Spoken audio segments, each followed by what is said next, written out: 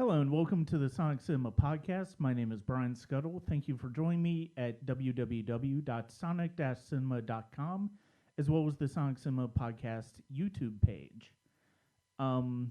We are going to continue with the Class of 1999 series with a double feature, actually. And to discuss it, I'm joined and pleased to be joined once again by friend of mine from grade school and high school, as well as the host of Snarky Faith, Mr. Stuart Delony. Thank you very much for joining me again, Stuart. I'm excited to be here, Brian. I think I was on Sonic Cinema like probation for a year, and so I've paid my debt to society. I'm back here. Well, yeah, and probably the weirdest double feature of all time. It is, but you know what? I mean, you and I had a little bit of a discussion earlier that, like, these two have a little bit more in common than I think both of us kind of expected before we rewatched them. And this is part of why we're combining the two movies. So we are, if you will recall, as Stuart teased earlier, not only was I on Stuart's show discussing Christian films last year, he was also on the Sonic Cinema Podcast where we discussed The Passion of the Christ. In those discussions, the two movies we are discussing today actually came up, and in very different ways, and it's going to be interesting to have this discussion. The two films are Kevin Smith's Dogma as well as the Omega Code. Right there, you're probably scratching your head and going, "What the hell do these movies have in common?" or what the hell is an Omega Code? I think that would. And even I'm not completely sure after watching the 100 I'm still not minutes either. of that movie. But at the same time, I when I brought up the Omega Code last year, I think it was on our Passion of the Christ discussion, I brought it up because of the fact that it was one of the first movies that I remember being actively courted towards evangelical Christians by that movie-going fan base. And when you realize that it was financed and distributed in part by Trinity Broadcasting Network, which I had forgotten, that makes a lot of sense. Yes. It's the beginning. It's kind of the beginning. It's what started like that whole movement, which surprised me. I didn't realize it was actually before Left Behind. Yes, it was a year before Left Behind, but they basically did the same type of thing where it's like they didn't really focus as much on the theatrical experience, but they promoted the theatrical experience to get people to watch the movie on DVD. I mean, it was these were these sort of trial runs that you would see continue on, and then Passion of the Christ came out, and the way Mel Gibson promoted that to evangelical Christians just blew the door open for, I mean, everything from, we talked about Chronicles of Narnia and freaking Evan Almighty, as well as the groundswell that we see of faith-based studios that, you know, I mean, I was writing my review of the Omega Code before we talked today, and I liken the faith-based cinema, I liken this genre now to horror, where there's a huge glut of it, and only about, like, maybe 30, some of it's better produced than others. I'm, you know, depending on your mileage within the genre is how much you're going to get out of it. Yeah, and both of those two, which is interesting to mention that, in both those two, we both have Nicolas Cage dipping his toes in the water. Yeah. And not that matters, but no. More successful than others, though. I thought Mandy is interesting, but yeah, horror-wise. Yeah, I thought Mandy was pretty terrific. I mean, you also had Wicker Man as well with his famous deleted scene of not the bees. But going back to the Omega Code, this is let's go ahead and just say this movie is awful. Yeah. This Yeah. movie is atrocious. Mhm. It doesn't hold there's it's I think I first saw it in like 2000 2001. I think I just rented it because I was kind of curious about it, and I was like, it's I was very maybe there's something decent about, but it's like I watched it this morning and no, it's not good at all. It's pretty damn terrible actually. Um, like and the funny thing is, it's one of these conspiracy thrillers about religious about religious sort of dealing in religious iconography, but it's hilarious to me that like evangelical Christians got so pissed off by the Da Vinci Code later, when it basically was doing the same type of thing. Yes, yes, yes. It was, and it's kind of just a bunch of religious gobbledygook that they're just throwing against the wall and kind of seeing which aspects of it kind of stick. Yeah. And not much sticks. I mean, No. I think pretty much anytime you have a movie that's like starring Casper Van Dien, Yeah. you're already off. You've already shot yourself in both feet. And the thing is, it's like it's funny because Van Dien was actually in I think he had Tarzan movie that came out in '99 too. Really cheap, lame Warner Brothers Tarzan movie, I think. And then later in the year he was actually in Tim Burton's Sleepy Hollow, where he was basically like the generic love interest of Christina Ricci's character.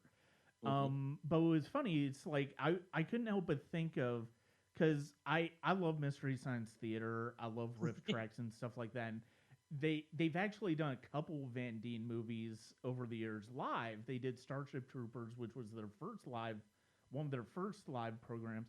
And then this year, like this month, they did Star Raiders: The Adventures of Saber Rain.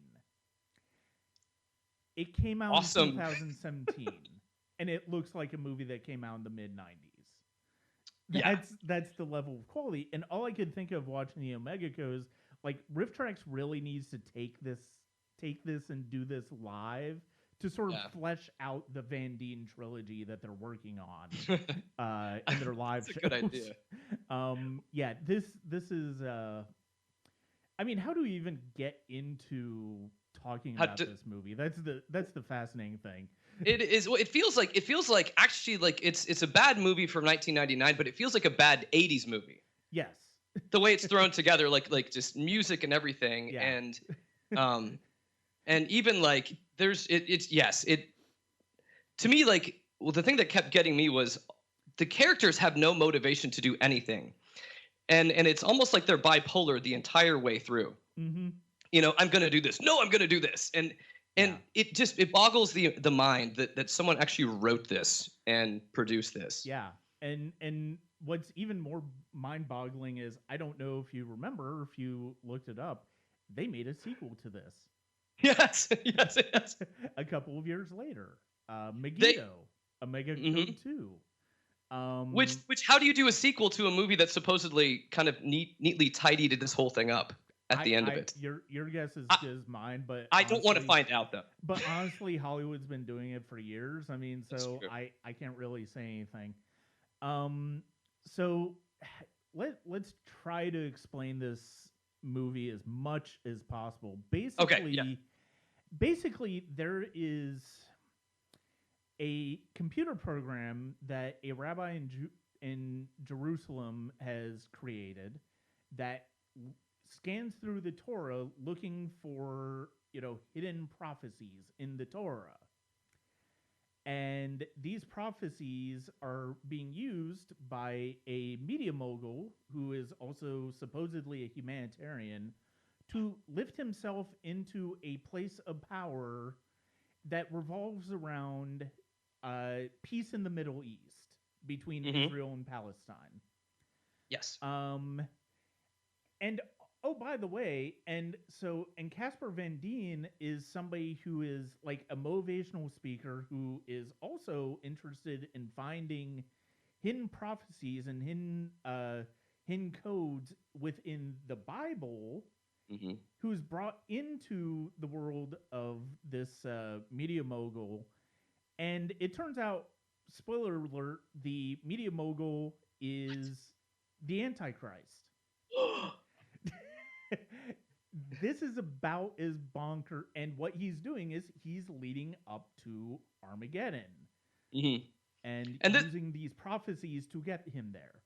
I actually feel like this movie really is kind of showing us what it was like to probably for Jared Kushner trying to broker peace in the Middle East, because he has like a double PhD. He's a professor. He's a motivational guru. Yes. And he also randomly like drives a Ferrari at one point early in the movie too, where I'm just like, wait, what? Like, how many things is this guy all at once? He's just the perfect man. And throughout all of it, he has what I consider the bread and butter of faith-based cinema. He has broken relationships with his wife and daughter. And he has like mommy issues. Oh yes. That's right. How could I forget this when all of this other stuff is coming on? Oh right, the movie does. That's how I forgot it. I feel, the funny thing is, it's like all of this is based around peace in the Middle East and stuff like that. But I feel like both sides could at least agree that this kind of shits on how complicated that idea is. It's like, I feel like if you showed this to the Israelis and Palestinians, they would at least agree on that. Like, yes. I think this movie could help make peace in the Middle East. Yeah, you've just done it. You've done what no one's been able to do, bro. We got it. Big news here. Sonic Center. This is such a bananas movie. I mean, before you even get into the idea of, the humanitarian being the Antichrist or being possessed by the Antichrist, I'm not even quite sure which one it is. It's just they play a little loose and fast with that. Yeah. It's just ridiculous what they're going for here. One of the things that I found most interesting, I'm curious if you agree with me on this.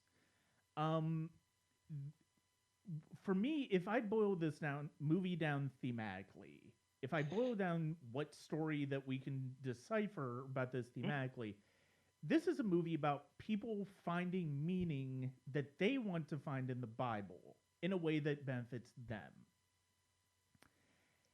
In that respect, this feels like the perfect representation of current American evangelicalism. Yeah. Well, this, you're right. I mean, especially with this kind of being on the heels towards the rise, towards the rise of really the religious right, and you being able to see that, what was this back in 99? And so the rise of even just like Christian media, and, or the rise of just really bad movies, I guess, as we're doing this. Well, bad movies existed before this, but. Yeah, these are, that's true. But yeah, these are, it's kind of bad movies that have a built-in audience. Just because of where you hang out on a Sunday. And so it is, the idea and a lot of this, why this was probably hitting a lot of notes during that time period, like evangelicals have been obsessed with like the end times or like revelations. And so this one is, it's a very kind of bad reading of probably theology and scripture in many ways, but I do like the idea that somehow that the Bible is like a 3D holographic computer program that tells us when everything in history goes down. Yeah. We had like Princess Diana died here, and it told us, and I was like, well, that's oddly really specific. Yeah, I had completely forgotten that when that came up. I'm like, wait a minute, what? Yeah. I was makes no sense whatsoever. No, but I will say I feel like the unsung hero of this entire movie is the printer. Because it is like this, the program like randomly spits out prophecies from some sort of old, and they had like the same shot that they use every time and the same music, and it was like dramatically slow, something going through a printer like a 1999 printer, so it's slow too. Yeah. We're like, what could it be? What could it be? And prints it in the world's largest font either. The printer But really does have the most important and it informative does. dialogue in the entire movie. Yeah. The printer matters the most to the plot. We'll just go ahead and say that. Yes, this is essentially true. I will say there's another thing about this movie that I really like, and we talked about it a little bit earlier. You have Michael Ironside as the humanitarian sort of I don't know, bodyguard, assassin. He's his right hand man. That's basically what he is. You can't really go wrong with Michael Ironside in anything. Like, he's going to give you exactly what you need for a movie like this. Oh, it is. I think that's what is it like. Isn't that like his motto, like Michael Ironside being like a one-dimensional dick since 1950? Yeah, basically. You know, it's one of those like he's the same in like Top Gun. He's the same in everything. Yeah, but he does what he does well. And like at the very beginning, like he's the one who kills this rabbi who's created this software, and he's wearing a rabbi's outfit. And I'm like, I don't know about you. It felt a little racist, like some of how they were portraying the Middle East. I was going like, oh God, everybody does not look like an Orthodox Jew in the Middle East, like the stereotypical thing. And that's it was like that, or like every Palestinian looks exactly like that. I was like, oh gosh, yeah. But leave it to Christians to run with stereotypes. Yeah, God forbid. And honestly, like the fact that we only see Michael Ironside in that outfit for a couple scenes disappoints me. But yeah, like you said, it's like, really, you can't do more with that. I mean, that would at least make this really absurd and entertaining. I mean, it's entertaining for a lot of reasons, but not really for anything when it comes to story. You know, and it's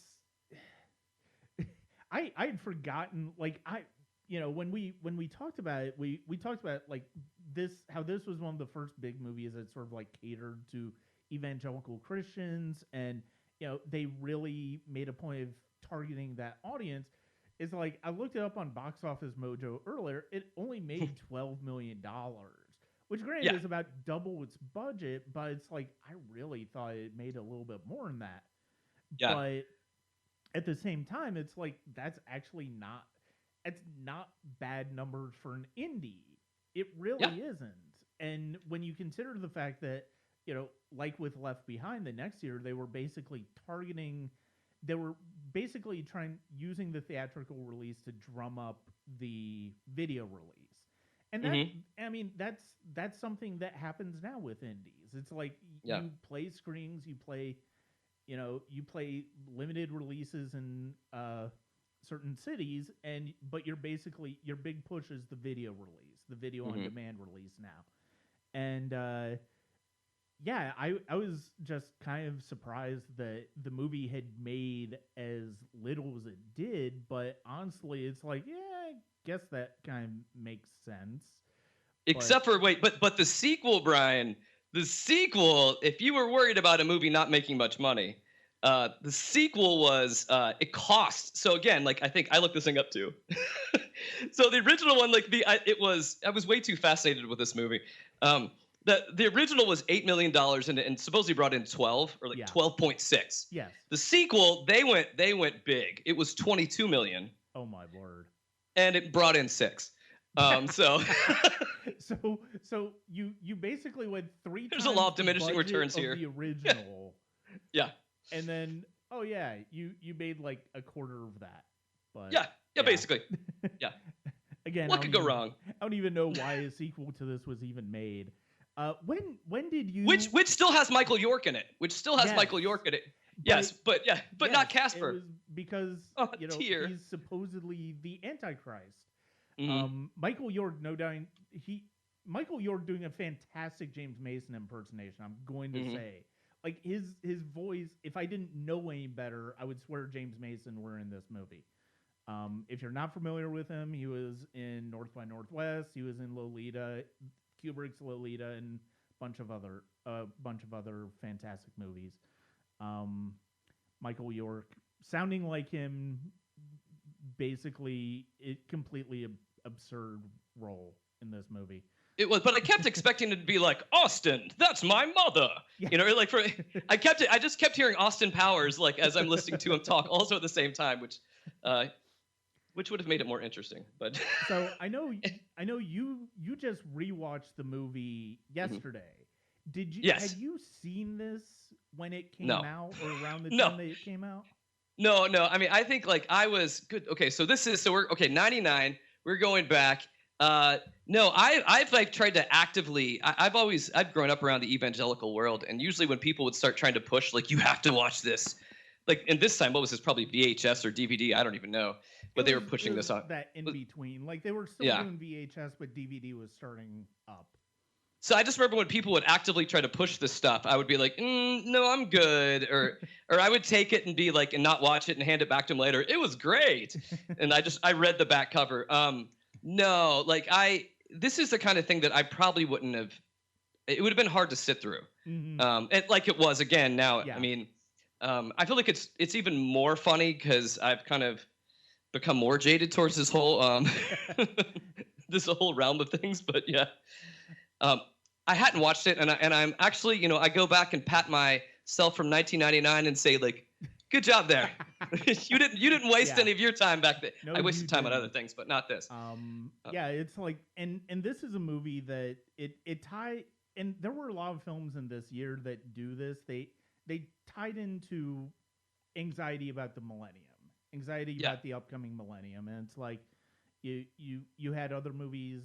Like, I mean, heck, even Office Space really makes light of it because of the fact that it's like their whole thing is they're basically using this software to exploit like the Y2K bug of how software worked. And then you have Fight Club. Then you even had End of Days, the Arnold Schwarzenegger movie. And it's another movie that uses religious iconography and sort of pseudo-religious ideas to basically tell the story of the apocalypse. Yes. Another very bad movie that does that. Although I think that's slightly better, which Grant isn't saying much. But true. Yeah, this is God. Have you seen this movie? Like we've talked about the plot. It's sort of like numerology in the same. I mean, it's same ballpark, not exactly the same. Yeah. I can't help but think about Pi, the Darren Aronofsky film. Oh yeah, where that plays a little bit of a role into it as well.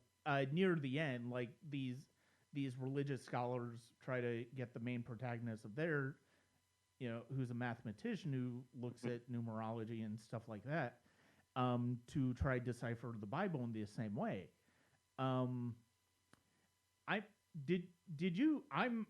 I'm a film score junkie. I love film music. I've been obsessed with film music for about 25 years or so. It's basically the main music that I listen to.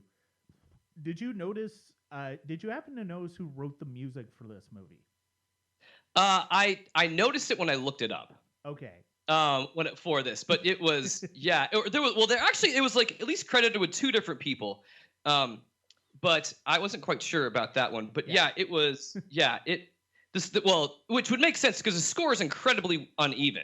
Mm-hmm. Throughout this movie, and it goes from just ridiculous to sappy to ridiculous, and I don't know. But actually, though, the score may be a better actor than Casper Van Dien. This is true. Because it at least tells us how to feel. Yeah. Dun, dun. The score isn't good. It fits the movie well, though. It does. So the main composer is Henry Manfredini. Mm. If you're a fan of film music, if you're a fan of, and it's fitting that I mentioned the horror genre earlier, Henry Manfredini's best known as the composer on not just the first, but many of the sequels to Friday the 13th. Mm. He wrote one of the most iconic horror themes of all time, and here he is writing music for a cheesy-ass religious thrill. And it's like, when I noticed that, I couldn't help but think, oh my God, you've got to be kidding me. Really? He scored this. But and the thing is, it's like, as somebody who's a fan of at least the first couple Friday the 13th movies and is relatively familiar with that music, it's like you listen to the score for this and it's like, yeah, okay. I mean that sounds like him. Yeah, it sounds like that. But yeah, you're absolutely right. Like, the score does a lot of heavy lifting where the actors really drop the ball. But in many ways too, especially back in those days, you can correct me because you are the film critic here, and but in this though, old horror movies too, they were incredibly low budget. So I don't know if it's it's the idea from going from low budget to low budget to low budget. Your paycheck as a composer, it's gonna be less, and it's gonna still put food on the table. Oh yeah, no doubt. Yeah, and I mean, it just is hilarious to me, and actually it's going to tie into something when we get to Dogma that these movies inexplicably have in common. At least from a production standpoint, if not from a quality standpoint. But yeah, I never saw the sequel to this movie. I'm kind of interested now. I don't know if I'm interested enough to check it out, but at the same time, it's like, I remember when that movie came out because that was when I first started working at the theater, and I think we still had it. We still had it in the theater, so it's like I remember seeing it on the marquee. But yeah, I never saw it. I'm not sure if I ever will. We'll see about that. But no, but I will thank you, Brian, for this, because you also know that you've asked me to watch movies before, and there's certain ones that I'm like, I don't want to go to a movie theater and pay money. Yeah. To somehow like validate this. And so Brian was just a wonderful human being and sent me a YouTube link that had the movie in its entirety. And I will tell you, if anyone is wanting this, Omega Code 2 is in its entirety. It is also on YouTube. Well. Yeah, I noticed that earlier. Because no one cares about the copyrights of these movies at all. Yeah. I mean, I think most people are just ashamed to say they were part of it. And the thing is, it's like, I'm sure, at least Trinity with this one made their money back. I have no doubt about that. They probably made a little bit more money. Who knows whether Big Ito ever got out of the red? And honestly, who gives a rat's ass at this point? But televangelists know how to make money, which was like tried to Trinity. The fact of the matter, one way or another, they got their money. We've sort of discussed this before when it comes to faith-based movies and this industry of faith-based movies, where it's like the craft of movie making is not the priority, and so the fact of the matter is, it's like it just doesn't matter to them necessarily how the movie turns out, so long as they can turn a profit and maybe like get people interested in what they're saying. But what you're saying, that's what's the funny part though. Like, what they're saying, like, usually they would probably argue, well, like, it's all really just about the message. Yeah. And watching this movie, I'm like, I'm left with like, I don't really know what the message is either. Like, I have no idea. Yeah. Or if you're trying to push me to go to church, this isn't going to do it. Well, I feel like we probably exhausted everything we can talk about with the Omega Code, at least for now. We can probably hop back. And that's fine, because we can move from one giant piece of shit to another. And talk about things like the Golgothan shit demon from Dogma. Yes. Kevin Smith's movie. And this I know you and I talked about that when we were talking last year about faith-based movies, or about movies about faith and about religion. This is one both you and I have great affection for. Yes. And it's really, and not surprisingly, because of how genuine I feel this movie takes its message, it naturally got into a lot of trouble with religious groups when it came out in 1999.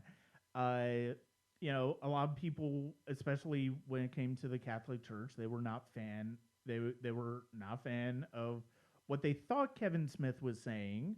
And even what he was saying, because chances are most people didn't even see the movie. Yes. And, you know, Kevin Smith, a devout Catholic, felt the need to, you know, defend the movie as well he should. And the funny thing is, I had forgotten this until yesterday. I forgot about the fact that this movie, like everything he had made before, most everything, because I forgot Mallrats was not from this studio, but most everything he had made before was Miramax, Mm-hmm. which at the time was owned by Disney. Mm-hmm. I forgot that Miramax actually sold this movie, and I think Lionsgate ended up distributing it for theatrical release after all of the hoopla. I'd completely forgotten about that until yesterday, and you know, it's not terribly surprising that, you know, studio as conservative as Disney would, you know, have the Weinsteins do this. It it it made, ultimately, if you really think about the movie, the hoopla over it is not as, it doesn't really deserve the hoopla over it as far as all the controversy. I mean, I guess for the more conservative branch of Yes. religious institutions, religious people, I guess I can completely understand how Dogma is as controversial, but I think most of us saw this movie and were like, yeah, you're really overstating things. Well, I mean, I think that you can leave it to, especially like conservative Christians and evangelicals, to generally be outraged and misinformed, because those things tend to go together. Because, like you'd mentioned before, I'm assuming most people did not actually watch this movie; they just heard about it, they made assumptions about it, and that's where the outrage came from. I mean, it reminded me of, you've probably read about this. It's like happened over the last week, even with conservative Christians calling for Netflix to cancel Good Omens. The TV show, you know, the TV show that's on Amazon Prime. So yeah, Amazon Prime. And so again, this is like, but that shows, it's a perfect example of like the misinformation for what it is. And even like I'm still like, I'm gonna do a show, an entire show on just Good Omens, because I find it fascinating. Just like with Kevin Smith, I mean, I find a lot of what he's doing, or at least what he's trying to do, it's genuine and it's theologically curious. Yes. Is kind of how I would leave it. Yeah. And that's one of the things that I love the most about this movie, is that it ultimately doesn't come down one way or the other on, well, religion is good, religion is bad, faith is good. Faith, you know, faith is important. That's the ultimate thing that matters. And it's like, it's, you know, and Serendipity, the Salma Hayek character, has a great line about it. You know, at the well, it's not. I don't know. It might be at the midpoint of the movie, but I mean, they've run into Serendipity at a strip bar, because I mean, she's a muse, so she's inspiring. You know, she's inspiring the people at the strip bar, and I can't imagine why, you know, religious people would dislike this movie. No, I mean, it's very bawdy. It's a very bawdy movie, but it's ultimately, it's more respectful to the idea of religion and having faith than people give it credit for. I mean, it's something that really, it's something that really matters to Kevin Smith. That's very obvious when you look at the screenplay. You look at the way the story progresses. It's such an insightful. It's insightful about him, and yeah, it just happens to be surrounded by dick and fart jokes. Yeah. No, but I also feel like that it speaks to, like, you know, it feels very personal in many ways. You know, to Kevin Smith's wrestling through in faith. But I think the beautiful thing about this, especially that when we you contrast to how you know, the other film, like The Omega Code, where everything was bigger, like on the world scale. But I think the beauty of a lot of Dogma is just like the common ordinariness of faith. Yes. You know, there's these common, and again, I understand we're dealing with demons and angels and all that stuff, and that doesn't feel common or ordinary. But usually, like, the struggles that are going on with the characters in the film are very common. They're very ordinary, but they're very human and they're very real. And the questions they're bringing up are ones that that I thought were just, they were honest, and at least for me and Faith, I'll take raw honesty over like bullshit piousness. Yeah. Any day of the week. Any day of the week. Yeah. I love that this is, because this is essentially another, you know, big end of the world movie when it comes to Faith, because I mean the whole idea is if Bartleby and Loki use this loophole in Catholic dogma to go through the, you know, to go into the church and then come out you know, free of sin, clean, they essentially destroy the world. And, you know, I love that you've got these large stakes on it in this movie, but at the same time, it's done on such a small level that it's all about the characters. It's all about the characters along the way. It's about Bartleby and Loki, played by Ben Affleck and Matt Damon, and it's about Bethany, played by Linda Fiorentino, who's a Catholic who doesn't really have faith right now in her life because of things that have happened in her life. She is recruited by God through the amazing Alan Rickman, the late great Alan Rickman, who's amazing in this movie. He is. To go on this journey to stop Bartleby and Loki from going through the church. And she gets all this help along the way from prophets who turn out to be Jay and Silent Bob. That's a bit of a stretch, but it's funny the way that turns out. And because it's like, yeah, they kind of do have an integral part in it. It's not just Kevin Smith putting these two characters in there. And, you know, then you have Rufus, who's the 13th apostle who is taken out of the Bible because he's black. Rufus, played by Chris Rock, and then you have Serendipity, played by Salma Hayek, and all of these characters are basically helping Bethany on her journey. And it turns out that Bethany is related to Jesus, and that's part of why she was chosen for this journey. So. And see, at that very nature, so the fun thing was, like, I was kind of, and I wish I would have kept score, but as I'm watching through this, and, you know, Kevin Smith on some level knew what he was doing, trying to figure out, like, what hot button topics can we piss off, like, religious folks and Catholics with. It was like, you know, because again, Bethany works at an abortion clinic, check. Yeah. And as we're moving down the list on it, and especially, I had to look up some of the stuff, and some of it I remember back from seminary, because I'm not versed in Catholicism, But you know, even the idea that Mary, the mother of the Lord, had ever had sex with anyone, would just have been offensive. Even though, like, as Smith would explain it, like, yeah, her husband Joseph didn't live with blue balls his entire life. Yeah. And it's even in the Bible. Jesus has, like, you know, they mention his, like, siblings, his, like, earthly siblings in the Bible. So again, it's weird, like, how people.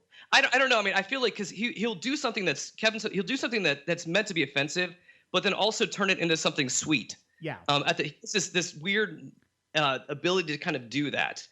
And it was I don't know. Yeah, And it's a way of humanizing the story of Jesus too. Yeah. I mean, it's sort of like what Scorsese does in Last Temptation of Christ. It's like this is a movie that, as much as that movie does, it humanizes the story of Jesus for us. And, you know, through, you know, his parents, and realizing it's like, yeah, they didn't live celibate. I mean, they didn't live celibate. I mean, they will have had sex, but I mean, and the thing is, the fact that idea is so offensive, it points to how absolutely puritanical this country is when it comes to sex. I mean, well, it's in many ways, I feel like it ends up being hypocritically puritanical. Yeah. Meaning that that I feel like a lot of, like, I'll probably offend any Catholics listening here, but I mean, like most evangelicals or Catholics, you know, you have kind of the folks that show up every Sunday but don't completely know what they're doing, and you haven't really, like, fully invested. It's kind of a once a week thing that you do there, and so they get easily offended on stuff that they don't even know what they're talking about. And as you go through a lot of this, I just feel like, I mean, in certain theological spheres, there's ongoing arguments uh, about like, did Jesus poop? And I'm not joking. Like, there's like, because was he so divine that he would not need to poop or not? And some of that is just, it's so silly and it's so ridiculous in how we deal with this. But like you had mentioned too, I feel like there's just a whole humanizing effort. Like, because I thought Chris Rock was excellent. He's fantastic in this movie. In this, but especially in the lines that he was written, it really humanizes a lot of the Jesus story that I think in many ways the church would rather. I think the church would like Jesus to be more divine than human, and not like kind of a mix of the both. And so they're more comfortable divine. Let's just keep him over here in like the on the crucifix in our church, and let us go about our business instead of actually thinking about the weirdness of. Well, I think I think part of that it comes from the idea. I think it boils down to the idea of by keeping him divine, it's something that we are able to aspire to. The idea that he was just a human with the same human struggles, the same human thoughts and feelings that we do, it's. I can see why that's offensive to a lot of people, but that's also what's so inspiring to me, and it's like I'd much rather, and so by humanizing him, you have this realization that his sacrifice is so much. It makes his sacrifice that much more impactful, because it's the whole idea of somebody who is like me in a lot of ways, could possibly sacrifice themselves in that way. That means something. That, it's like if he's just divine, he's basically a superhero. And it's like that's essentially what he is. And it's like, well, I mean, how am I going to get up to that level? You're right. Like how can I aspire to be Superman? I can't. You know what I mean? Like, it's just all right. And yeah, you're absolutely right about that. And what hit me, what in many ways, and again, will probably piss off religious people hear me say this. In certain sense, I feel like the heart of what Kevin Smith is doing here is a lot closer to Scripture than people want to admit. Because again, if you look at that through different books of the Bible, it's about a bunch of fuck ups that are kind of stumbling in a direction towards God. You know what I mean? Like it's a bunch of flawed people that mess up, that screw up, but somehow get it right 10% of the time, but just enough type of a situation. And I feel that's the humanity that a lot of, especially we keep coming back to hitting on the conservatives, but like the conservatives, I feel like they try to steal the humanity out of the Bible, as opposed to kind of leaving it where it is. And in this, I mean, you can't tell me like that Jesus' disciples may have not been like Chris Rock's character. I mean, again, and most people would the way we've seen this, if you've ever looked at like religious iconography, the disciples look like they're old. And in reality, if you're actually reading this, most of them are anywhere from like 13, 14 to like 19 or 20. So they're very young. So, I mean, these are going to be a bunch of just dudes that are probably just punching each other and screwing up and doing kind of like what we would have been doing in high school too. Kind of like people like Jay and Silent Bob hanging out with the Lord, type of a situation. And that's kind of how I kind of read the Bible in many ways. And to me, it feels more interesting and more human when you are able to see that, the Bible's full of a bunch of fuck ups, but that's kind of humanity. And that's us. That's the predicament that we're in. Yeah. And you're absolutely right about Chris Rock in this as Rufus. And it's funny, when I first saw the movie, it's like I was coming off of it as somebody who would watch Kevin Smith's earlier work. And it's like I wasn't necessarily thinking about the religious ideas, the ideas on faith. I mean, that came over time the more I started to consider things like that. But at the same time, it's like it's just an entertaining movie. Even if you don't even really think about the religious part of it, and it's still fun movie. It's still one of his most entertaining movies. But if you look at the dialogue that Rufus has with Bethany about the idea of, having a belief versus having an idea, it's like, not only is that deeply profound, it's also something that makes sense in the real world. Mm-hmm. Even if you take it out of the religious context that it's Yeah. in, it's still something that that makes a lot of sense. Mm-hmm. Well, and Bethany's character, I mean, she's dealing with, if we're going to compare this to Omega Code, in Omega Code, like Casper Van Dien's character, I don't even remember his name, was, I mean, they like hinted at this stuff where it was like, oh, he has these like random visions and flashbacks that are just dumb plot devices, where it's like, oh, my mother died, I hate you, God, type situation. And it's just played in a way that's just so on the surface that you're like, oh, okay, he's got mommy and God issues. But as we kind of get into Bethany's story, you're able just to kind of see the struggle of people that have wanted something, that have believed in something, that have tried for something and prayed for something, and life didn't go that way. Mm-hmm. And I feel like that is far more human. I feel like that is far more part of the human story, to be able to see that, and even the fact that she keeps going to church, even though she doesn't know why anymore, but she still wants answers. She still hurts, and she's still in pain, and her, like, there's so much more humanity. Like, I think there's more humanity in probably like 30 seconds of this movie than there were in all of the Omega Code. Yeah, I would agree with that. Yeah, and you're absolutely right, and it really is such a spiritual journey. It's all about the spiritual journey. It's like, you have the plot device of Bartleby and Loki, but it's a spiritual journey for them too.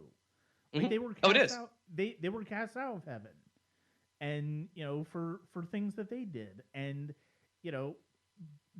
they've kind of adapt. And Loki is basically adapted to his life, and Matt Damon. This is some of the funniest work that Matt Damon's ever done as Loki, especially in the very beginning where he's talking to the nun and basically gets her to sort of, recount lose her faith. And Bartleby's sort of like that, but at the same time, he's got this itch to get back into heaven. Mm-hmm. And the way that Kevin Smith builds that with Affleck and Damon, and it's like, oh, the Good Will Hunting kids are two avenging angels, but at the same time, there's a reason you cast those two together, and because they have chemistry together. And I mean, this is honestly some of the best work both of them have ever done. It helped. I think it helps that they have a good script to work with. In what they're doing, and what hit me a lot about this one was, I was like, when I was watching this, I rewatched it yesterday and trying to like think about like what was myself 20 years ago compared to myself now, and how I'm reading this. And I've spent a lot of my life in probably deconstructing faith and religion and trying to figure out where I am in the midst of it. And so I think like 20 years ago, it kind of felt a little South Park-ish, kind of just going for shock and awe a little bit, but with heart. And whereas, because I feel like many times South Park, they're just trying to piss people off and having fun with pissing people off. But this one is kind of pissing people off, but also having that heart. And then I watched it again from a different standpoint. I'm just kind of going like, like I'm very much more. I was a lot less uncomfortably laughing through this, and more like like laughing like, oh gosh, yes, I was laughing with it more than I was kind of going, oh gosh, am I allowed to laugh at this? As I felt like years ago, and it was kind of fascinating because I didn't make, but I had my 17-year-old son watch it. He's never seen it before, and so him sitting down and watching it too, and it's aged very well. Yes, it has. It is aged very well. Yeah, and he was like, this is funny. This is good. Yeah. And that surprised me that he didn't feel like it had aged poorly. Mm-hmm.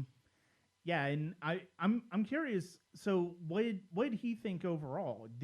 Was he looking at more as a comedy, or was he thinking about it as a work of faith as well? I think he would probably say it was kind of a comedy that would lead you to go, huh, a bunch of times, type of a situation to where it's, and so I think, because again, there's enough like shit and dick jokes in it to probably keep to keep 17-year-olds entertained.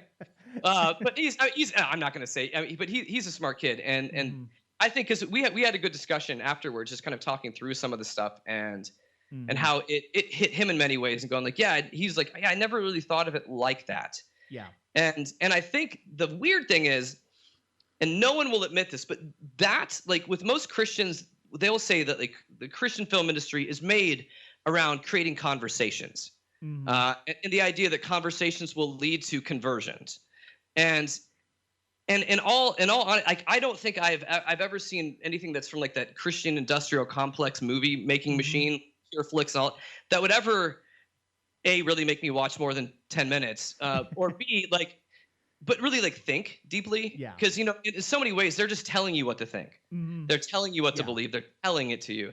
And I feel like this movie takes you on at least enough of a journey to leave things unanswered. And that, to me, I feel like that's more interesting. That's more part of the like walk of faith, is that there is a bunch of stuff I don't get. And it's nice and other people don't get it. And you're not like alone in being like, well, yeah, I kind of feel like that way too. And so I feel like something like this actually spurs more conversation than all that other junk that continues to get produced. Oh, I would agree with that. Absolutely. I mean, we touched on it in our discussion last year where it's like, I mean, the idea of anybody converting to, you know, faith after, you know, one of those Pure Flix movies and stuff like that is kind of absurd, because it's like they're preaching to the converted. They're really, it's basically a sermon. That's what it is. Yeah. And, you know, it's like I saw, you know, we talked about it a little bit, or at least I mentioned it a little bit. I saw that one movie Breakthrough earlier this year about the kid who falls in the ice and the mother. Okay, yeah. And it's like, it's part of that group, and it's like, yeah, it doesn't really, like, I think it's an okay movie, but it's not something that makes me feel particularly, you know, amazed about the power of faith. It's like it just doesn't have that impact on me. Well, the entire like notion behind faith is the idea that you're believing in something that you can't see or can't completely feel, and so that there's an inherent mystery to it, and the idea of mystery also leaves there's inherently questions to it. Yes. And I feel like for me at least, that's what that's the thing that I continue to come back to is I would rather have those questions and wrestle well with people that I know, and I feel like the richness of life and faith come from those wrestling of questions, as opposed to being. I mean, you're right. I mean, I feel like it's like a lot of like those Pure Flix movies are kind of just, you can watch a PowerPoint presentation of this is what I believe. This is, you know, it's, I mean, every like plot point is something else. And there's nothing's ever in jeopardy. Nothing's ever real. No one's ever a real character, because, oh my gosh, if we were to screw up or swear or do anything, oh my gosh, God would be offended. Yeah. Well, and also you ultimately know where the movie is going to head. Yep. You ultimately know what point where it's going to head, and it's going to head towards that big epiphany that the main characters have of this is why faith matters. And it's like this is why religion matters. This is why Jesus matters. This, you know, it's all about getting to that moment, and you know, whether, you know, and yes, I suppose they would want the audience to feel that way, but you know, so long as they feel like they've gotten to that point, it doesn't necessarily matter to them what the audience gets to. Yeah. And so, the idea of, any of those movies bringing up a conversation that leads towards conversion is inherently silly, because of the fact that it's like, I don't see anybody converting because of something they saw, or at least heading towards the direction of conversion. Because of honest conversion like this. Honest conversion, I'll say. You know, in many ways, you know, because they're very manipulative, and they're mainly just propaganda films. Oh yeah. And so I don't know. I would rather like wrestle through this kind of stuff, because I feel like it's way more interesting. And I felt like that was one thing Kevin Smith was doing. I don't feel like he had all the answers. I felt like we were wrestling through this with him, and I thought, like, you don't often see someone kind of bring up those raw questions on film. You may find authors that will do that, but you don't see it kind of in a cinematic way that makes people want to go and watch it like this. And I think because of this, I mean, you were able to see other movies. I think he does it better than it made me think of like other ones, like the Invention of Lying. Yeah. Like with Ricky Gervais. I think Kevin Smith has a lot more heart in this movie than the Invention of Lying. Yeah. But yeah. I mean, it's a fascinating thing, and I was just honestly surprised at how well it ages. Mm-hmm. Going through this. Yeah, and I mean that's the thing about Kevin, especially Kevin Smith's earlier work. Like his later work is not as good, but like certainly these first few movies, at least certainly through Dogma and even up to like Clerks 2, like there's something there. There's something very real there. There's something very personal there, even through the comedic sort of insanity of some of the things they puts his characters in. I mean, that's certainly the case with this. I mean, it is something. This is definitely a movie where I can, it's like even myself, who is not particularly religious, I find myself, thinking about issues of faith. And what faith means and how important it is. And even as somebody who isn't religious, faith is important. It's like, and I see friends and family have it, and it's like, I get why it's important. And it's even for me, it's important to have faith in something, Yeah. But you don't have to necessarily define it and, write it out in big letters, which is basically what Rufus is telling Bethany. It's like that's why he prefers ideas to beliefs. Beliefs are a lot harder to break. Ideas, they can evolve over time. Yeah. Well, and I think that was like one of the things that struck me when we like comparing and contrasting those two movies. I felt like the Omega Code is like religious but not spiritual. Yeah. And I feel like this movie is like spiritual but not religious. Yes. Yeah, they kind of just felt like, oh wow, like I'm being told what to think here. And the other one, I kind of feel like I'm going on a journey here, along with these characters. And like, even if you like, I was sitting down because I mean, I feel like I take your podcast more serious than mine. So I take way more notes. And I found myself like, I took so many more notes, mainly just me just being an ass about the Omega Code. Yeah. And so many less notes watching this movie because I wasn't paying attention to all like the, I mean, I was drawn into the story, and I wasn't caring about technical issues or other stuff that I could rip on or make fun of. And I was just kind of like, oh, I'm on a journey here. Like that's good cinema. Makes me forget that I'm sitting here and trying to be a critic. Yeah. Well, and I know I took less. I think I took less notes with Dogma than Omega Code 2, but part of that is because of the fact that I've seen Dogma so many more times. Like I try to see Dogma maybe every couple of years, because it's a movie that I genuinely enjoy. It's a movie I'm genuinely entertained by, and the questions that Kevin Smith is asking, the ideas that he's presenting are just they're just part of the, they're just a bonus for me. It's not even the main thing. The main thing for me is just an entertaining movie. The added bonus is the fact that it's like, this is kind of this is a movie that means something and has something very important to say. And yeah, I mean, we haven't even talked about the fact that George Carlin plays that's true. plays a Catholic priest who's the priest of this church that's using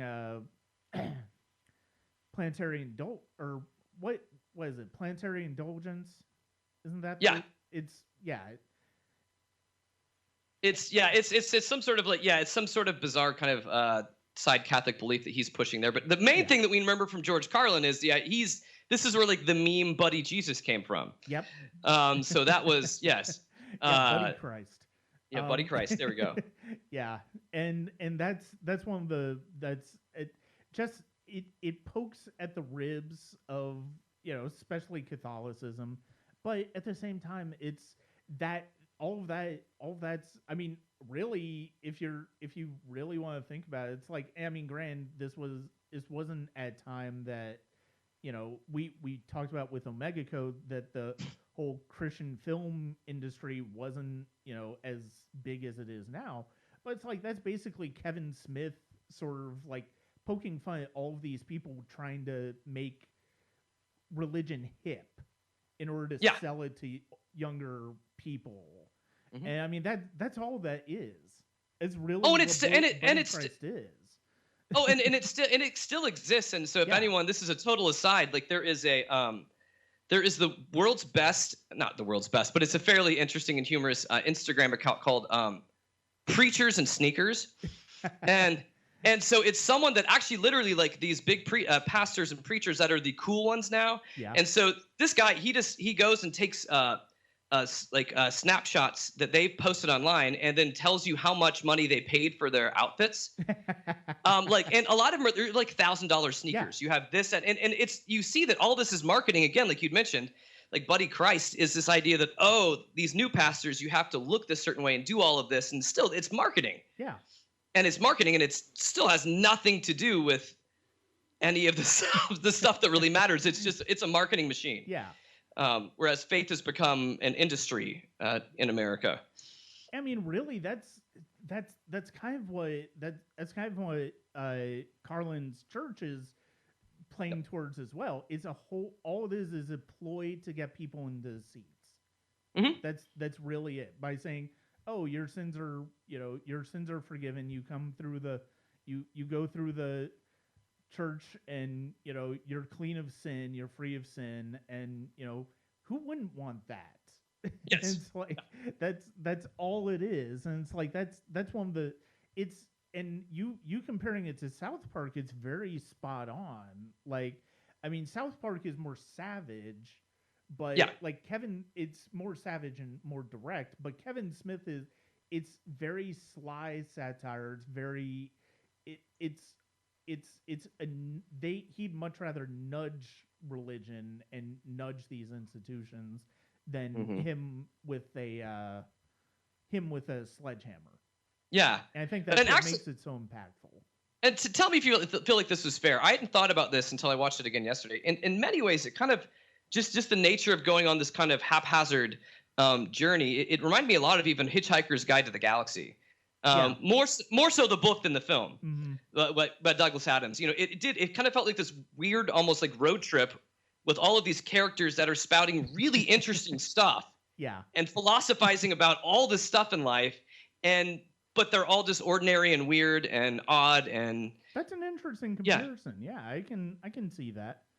I can definitely see that. I mean, and the fact of the matter is, it's like I do think that it shows just how this. I mean, overall, I kind of think Chasing Amy is still probably his best film.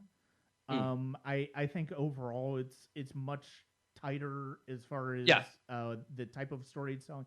This one's a little bit more loose, but this one is just so much more compelling, and it's one of the richest screenplays I think.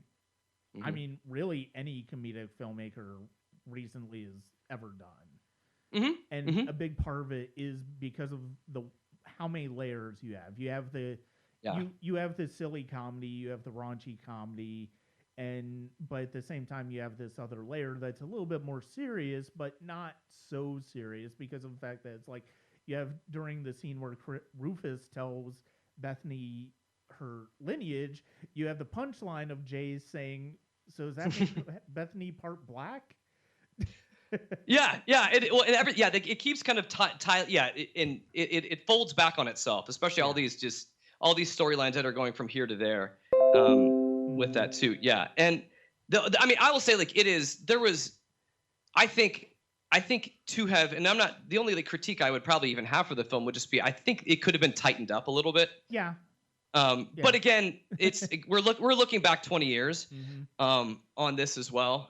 So no, it's definitely slightly indulgent. I mean, it could have been trimmed a lot, but I mean, the fact of the matter is, it's like it's more just getting scenes a bit tighter than taking any scenes out. I don't think there's really even the movie scene, which feels very indulgent to a certain extent. That was what I was thinking about. It ultimately serves you ultimately see the purpose when you see Loki and Bartleby confront all of these executives for how they've gone about business, and you understand why they feel like this is something that they're doing. Mm-hmm.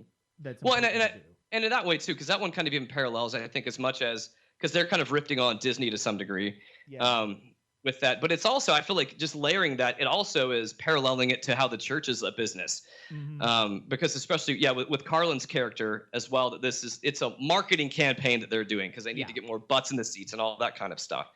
But so for you, my son had this question for you. Okay. The film critic, the official film critic, he pointed this out. I never thought of this, but was that Matt Damon's character is. Who is Matt Damon's character Loki. in this? Yes. Loki. And in Thor Ragnarok, Matt Damon plays Loki. In a play, yes. Is that just coincidence, or is there a little bit of wink, wink? Sure he asked me that, and I was like, I don't know. It honestly would not surprise me if it's a little bit more than coincidence.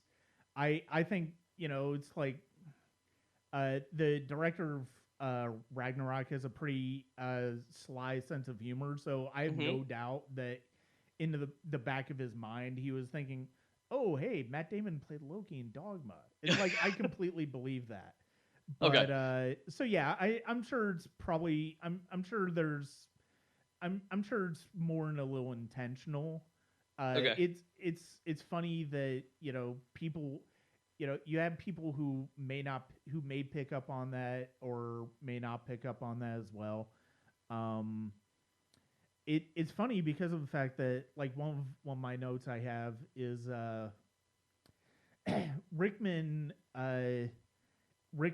character when he and Bethany are first sitting down and talking, he mentions he sort of chides Bethany for the fact that she's got some of her religious knowledge from the Charlton Heston movie, assuming we're talking about the 10 Commandments here. This is something I actually have wanted to talk to you about because I saw the documentary Hail Satan a couple of months ago. Yeah. About the Satanic Temple and how they're going against these statues of the 10 Commandments. There's a little bit of history to that. I'm curious to see if you know it. Where does the idea of the 10 Commandment statues come from? Oh, like putting them up in places? Yes. I have no idea. So tell me. So that movie, when the 10 Commandments, the Cecil B. DeMille one with Charlton Heston was coming out, that's one of the things they did to promote the movie. Oh, Christians! I know that is being marketed again. Oh gosh, never end on the joke. Yeah, that was when I saw that. It's wow. Oh my God, you've got to be kidding me. That is it makes a lot of sense. It does. It actually really does. But at the same time, the idea that was sort of the first time that and again, you've got Hollywood catering to the faithful through mass production, mass marketing, and stuff like that. And the idea that they would think that would be a way to do it. It's like, okay, well, guess what? Christians about 40 years down the road, they're going to start to think that's not a bad idea. Well, I mean, which even on that, this is an aside, but the funniest thing is they've actually, which again, like kind of tying this into like the whole movie, like golden calf idea. Yeah. In the movie where they're seeing that as an idol, something that you're worshiping other than God. Yes. And in many ways, especially in the South, with all of how the Christians have had outrage that like we can't have monuments of the 10 Commandments in our courthouses and in state buildings. Yeah. I mean, they've turned that into some sort of weird, bizarre, like worshipful icon. And I've always been like, why is it there to begin with? Like, it's not like, you're going to have people in court being like, well, it says over here in this 10 Commandments poster that let me no, you're like, no, we're dealing on a wholly different like legal code system. This is not like, it doesn't belong here. Why is this here to begin with? Yeah. Because Charlton Heston. He screwed up. He screwed up with guns. He screwed That's up right. with religion. We could probably fall down like at the end of Planet of the Apes, like, damn you, Charlton Heston, no. We're going a bit off the reservation here, but that's Sure. quite all right. That's quite all right. Yeah. I mean, ultimately, I brought up I have to mention Janine Garofalo. There really are really good performances throughout the entire movie. There's Janine Garofalo, who's only in a few scenes at the beginning as another Planned Parenthood worker with Bethany. Mm-hmm. And then you have Jason Lee as Azrael, who's sort of who we find out is basically the ringmaster of all of this, with Bartleby and Loki. Who else? I remember because I think Dogma played at Cannes that year too, and I remember hearing about the movie scene, the shootout, at the movie office. That was a big controversial, given that we were like a month off of Columbine, and you have these two people with trench coats going in and shooting up place. One of my favorite pieces of trivia I've ever gotten off of a commentary is when Kevin Smith and them are talking about the fact that if you look at most of the executives in the movie scene, like they all are stunt people. And it was because of the fact that it was supposed to be this bigger, elaborate sequence. And then it's like, no, that's not really how it should be. And ultimately what they do in the movie is the right choice. Yeah. It wouldn't have forwarded anything any better. To have seen it happen. It would have been one of those things where it's like you and I are talking about. It's like, yeah, there's some trimming that could be done to tighten this movie up, but it's like ultimately that was something that didn't need to happen throughout the movie. The fact that you just have so many of these characters, and then of course you have Alanis Morissette playing God at the end, which was upsetting to Christians for a lot of reasons, not just because of the fact that God was being played by a woman, but the fact that it was played by Alanis Morissette. But that ending, it's one of the most. It really is very beautiful ending. Like you have so many silly things going on in that ending leading up to it, but once she comes into play, and she's mute in the role, and that's the whole point for Alan Rickman's character, and she's mute and she plays it just so genuinely. And almost like a child too. Yeah, it's such a lovely piece of work. It's just such a small role, and it has the impact that it's supposed to have. And it's just points to just how good Kevin Smith is as a director as well as a writer. I mean, I think this is one of the movies that's still his most impressive movie from a storytelling standpoint.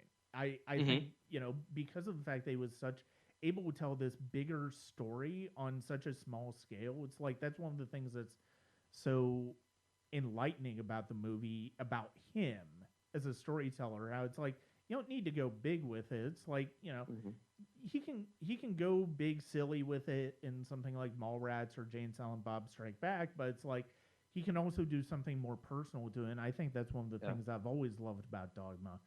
I mean, it's a movie that still holds up compared to, like we've talked about, it still holds up remarkably well. And I think a big part of it is because of Kevin Smith's craft and his ability to tell a good story, but also the story that he's telling.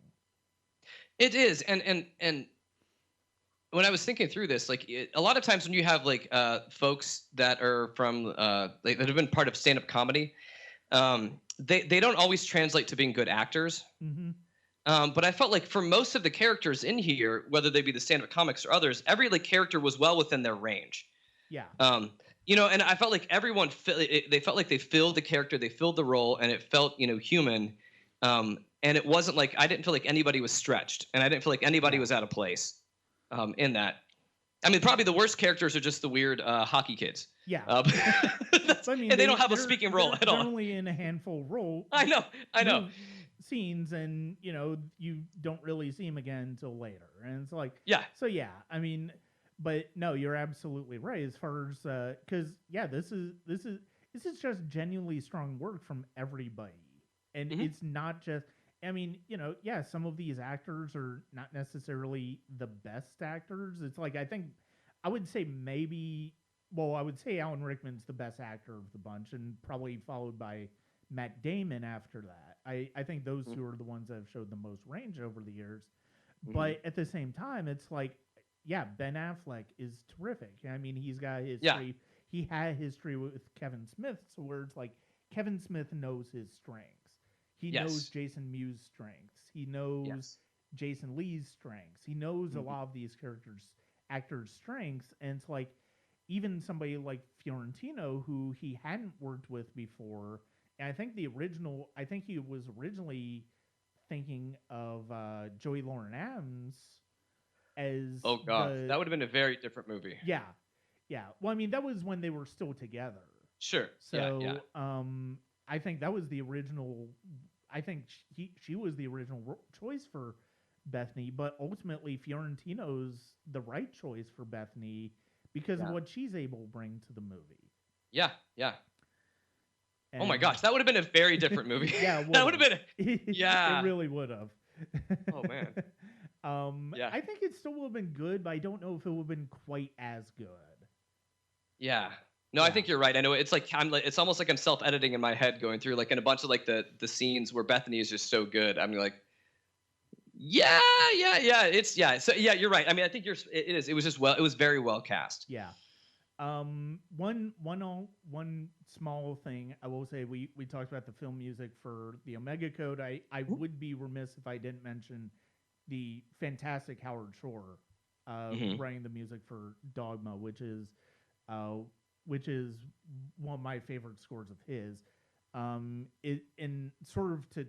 In another sort of compare and contrast with the Omega Code, like Manfredini, up until Dogma, Howard Shore was best known for horror because he was David Cronenberg's composer for the longest time, and even afterwards. And so he'd done a lot of horror scores for Cronenberg as well as Silence of the Lambs. But it's funny because he was also at one point musical director for SNL. So really, you have that, which I didn't know for a while.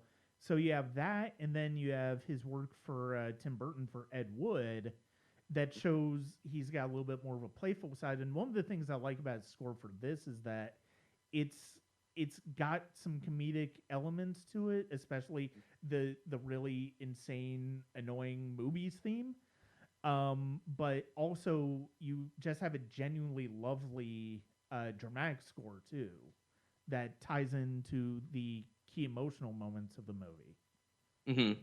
No, and I like, well, comparing and contrasting, I felt like, with the Omega Code, we said this earlier, but it was almost like the score was the best actor in the Omega Code. Like, at least telling us kind of what to do at every turn. Oh, now it's menacing. Oh, now we're happy. Oh, now we're scary. And it was like, I felt like it did a better job than the actors did. Yeah. And in this other one, I feel like any good score it just elevates everything else. Mm-hmm. But it's not obvious, but it's like another character that's elevating another layer to the film. Mm-hmm. And I think it pairs very, very well. Yeah. Let's see what else I want to say. The fact that the premise of Dogma is set up in the first 10 minutes, and it's like basically every aspect of the movie is basically set up. You have the scene with Bud Cort, who plays God in the movie. You see that attack, even though you don't know the significance of that attack at the beginning of the movie. You have that, and then you have the scene with Matt Damon and Ben Affleck at the airport that sets up their journey. And then the next scene you see Bethany in church, and then it starts off with that journey. And it's such a well constructed piece of storytelling. And it's like, compared to, you look at something like the Omega Code, it's just ticking boxes. it's not really interested in telling a story of significance. It's just ticking boxes on a genre. Or ticking boxes. This is what got me about this as I was watching this. I was paying way too much attention to the Omega Code. But it was almost like we're probably right before the third act in the Omega Code. There's this whole like chase sequence. Yeah. That turns out to be like a dream sequence. Oh my, yes. And it's like, it's 10 minutes of nothing. And I'm watching this and I'm going like, okay, oh wait, what? He just, what? Like, huh? I think they were pushing it to get it to an hour and 30 minutes. I think so. Yeah. Oh my word. I just watched it this morning and I forgot about the dream sequence. Because you want to forget about it. Well, you want to forget about it. Wait a minute. What? I can't. So, okay, now I'm actually confused because it's like the scene that takes us out of that sequence, it makes you think that they left LA, which is where this chase sequence takes place. Yep. And then they got back to Jerusalem. Yeah, because he wakes up. He was having a bad dream. I don't know. But yeah. Oh, it's really bad storytelling. Yeah, it's awful storytelling. I think your brain was deleting that on purpose. It was just like it must delete. It must have been. Yeah. That's the only excuse. That is the only excuse. It's like, oh man, this is fun. This is a fun discussion. Do you have anything more to say about Dogma before we wrap it up? No. I just I appreciated the opportunity to be able to really kind of sit back and watch it more from a critical standpoint because I hadn't seen it in a number of years too. Yeah. So no, I appreciate the opportunity to do this and no problem. And chat with you. I promise that I promise I'll try to avoid giving you terrible movies to watch. But I mean, if we continue, it's always fun. If we continue talking about faith-based movies, chances are that's going to happen. I can do this all day in my sleep. So no, man, this is all good. I enjoy this, man. I'd like to thank Stuart Delony for joining me today. Catch him at www.snarkyfaith.com. That's it for the Sonic Cinema podcast for now. Our Class of 99 movie will continue with the final film of a great filmmaker's career, as well as one of the most influential and inspired comedies of 1999. So I hope you join me for that. For now, this is Brian Scuttle. Hit me up on Sonic Cinema Patreon at patreon.com/Sonic Cinema. You'll see early access reviews to a lot of 1999 movies, and as well as the Sonic Cinema podcast YouTube page and at www.sonic-cinema.com. Thank you very much.